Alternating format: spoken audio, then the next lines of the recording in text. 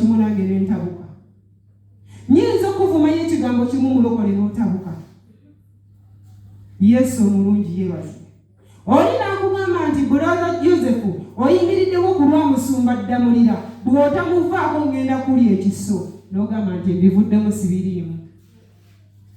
Naye Yesu yadde byonna byaliwo yagamba ekiba kibe nze neewaddeyo Nassali waabwe nteekwa okumufiirira. N'agumiikiriza byonna. Genda otusomerako wano. Soma Luka 2:6.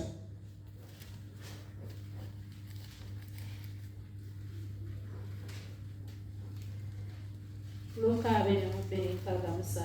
N'abantu abaali bakutte Yesu ne bamuduulira nga bamukuba, ne bamubikka mu maaso, ne bamubuuza nga bagamba nti, "Labula, ani akukubye?"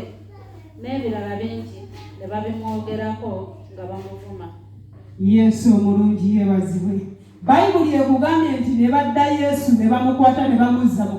Jesi kazannyo k'abaana bato ka kisirusiru.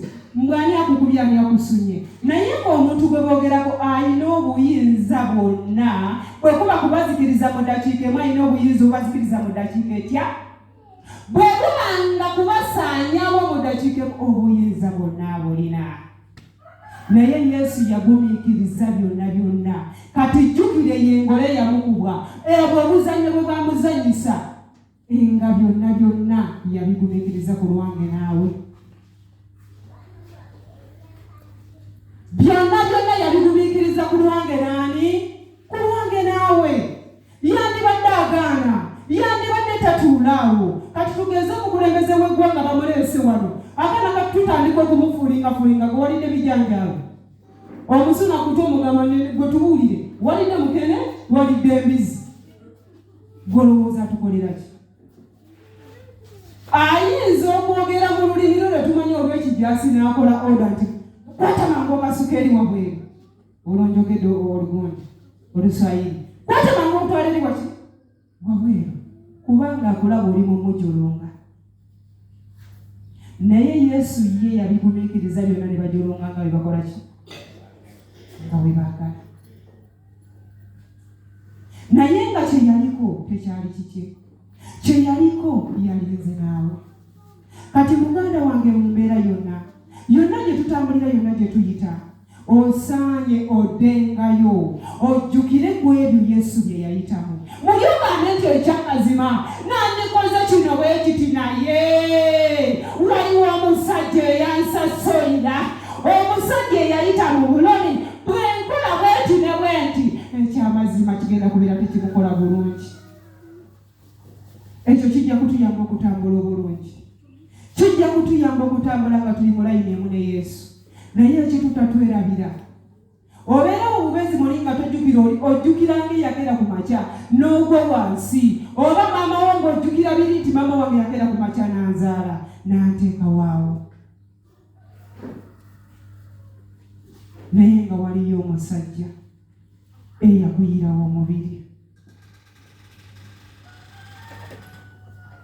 Yesu omulungi yeebaze. Waliwo omusajja eyakuyiirawo muki? Baali bakubyeko ku mboga ekikumi.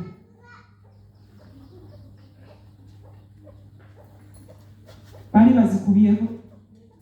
Nze omuntu omwe yatuwa ekibonerezo era mpulira nga nkyakijjukira okuva mu pulayimale. Kati ekintu ekyo lwa Yesu nali nyongedde ku sayingi egamba nti abantu abampi babi. Lwakuba yakitukola ali mukyala mumpi. Kati nga mmanyi abantu abampi baba n'engezigezi, ba mitima mibi, abantu abampi yeeyo kategole gye bakola ki? Omukyala oli yatutuma ebintu ku ssomero ekyamazima.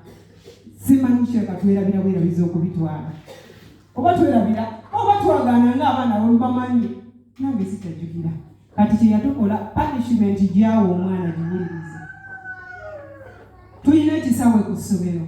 Ku makya Suulwe nga yakedde akyaliko mwakatuuka ku ssomero. Nzijukira twali mu P4 n'atutwala mu kisaawe nga tulindeko abagenda mu PE. Kye yakola kyali kimu ng'atugamba yalina wiso ye yali ku mimwa nga tugamba wansi nga twebaka wansi ng'agamba kati mwevulungula okuva paka eri ekisawo gye kikoma nga tutandika okwevulungula nga tukoma ekisawo gye kikoma kale mukomeewo nga twevulungula nga tukomaweewo kati omwomu ng'ogenda nga wevulungula gwe nga kako kagwamu ng'ogenda mu kirasi n'omulala ne tuvaamu ng'engoye ezitobye ng'engoye okamulabuka muzibu ki musomesa mukyala mukristaayo mulungi mukyaki y'abakristaayo mukyala mulungi naye bwe nzijukira ekibonerezo ekyo ne ŋŋamba nti ono yalinamu omutima kyali kiki